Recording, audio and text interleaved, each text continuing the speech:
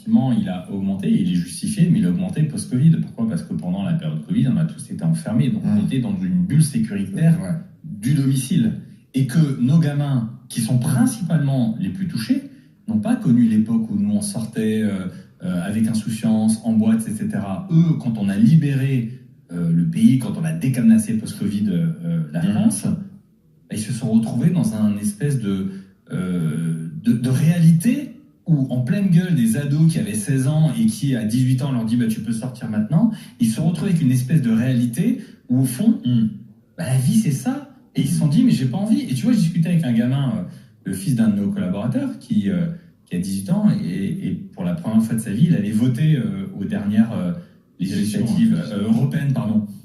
Et il a voté, et on faisait le tour de savoir qui votait. Il dit, mais moi, ce qui m'intéresse, c'est c'est toi l'avenir de la France.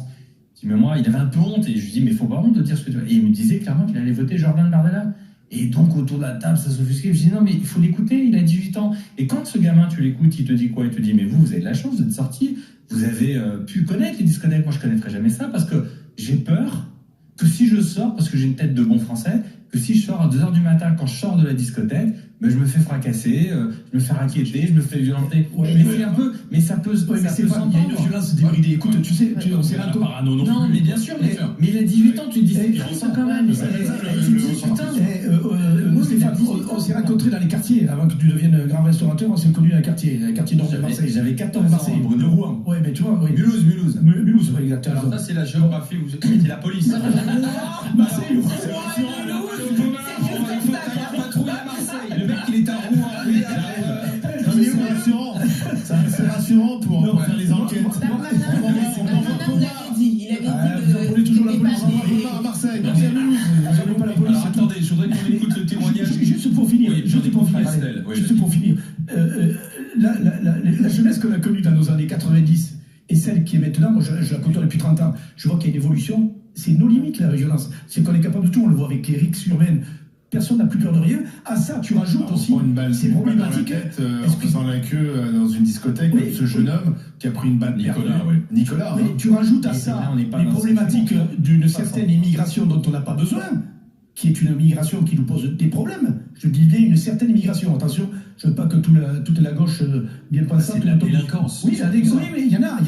Quand tu vois ce qui se passe avec les sans-papiers, les mineurs isolés, etc., il y a de la vraie violence. Et elle est en permanence, ce qu'on ne voyait pas avant. Ça, c'est sûr. Estelle veut témoigner, elle nous appelle des Bouches-du-Rhône, de Marseille, justement. Bonjour Estelle.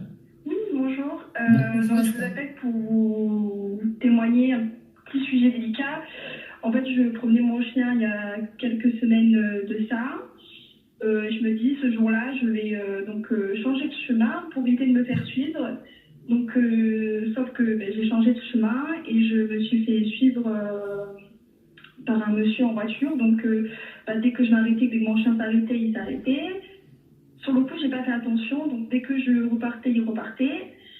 Et sauf que donc j'ai compris qu'il me suivait et j'étais comme si je partais dans une résidence. Sauf qu'à ce moment-là, il me klaxonne et il était en train de faire quelque chose sur moi. Enfin, vous voyez ce que je veux dire, on m'a klaxonné. Voilà. Je ne sais pas comment je peux le dire à l'antenne. Ils vont regarder en se masturbant. Voilà. D'accord. Faites confiance à Alain, il résume toujours bien les choses. Voilà. Il mérite d'être clair, mais Les 3 C. Donc en fait, attendez, le type vous suivez en voiture, vous avez repéré, et donc ce masturbait en vous regardant, et ensuite, que s'est-il passé ? Et ensuite, je suis vite repartie en courant avec mon chien chez moi et je suis rentrée en pleurs, quoi. Voilà. C'est ce qu'il faut faire. Et vous avez prévenu la police, vous avez eu le temps de noter son numéro de voiture ? Dans la panique, non, parce que j'ai retenu les 2 premières lettres, mais les 2 chiffres. Et quel âge est-elle ? 24. Et voilà, et donc tout. Ensuite, la crainte de sortir de chez C'est soi. tout le sentiment d'insécurité chez les jeunes et chez les jeunes femmes. Enfin, je veux dire, les choses ne tombent pas du ciel. C'est-à-dire que c'est du vécu aussi. C'est des faits. Malheureusement, c'est pas de l'époque, parce que moi j'avais peut-être 16 ans, et un monsieur dans le métro en face de moi s'est masturbé tranquillement. Enfin, je veux dire, de manière générale, quand tu es une femme, déjà tu es déjà exposée à des comportements déviants de certains hommes. En plus, avec l'ambiance générale maintenant.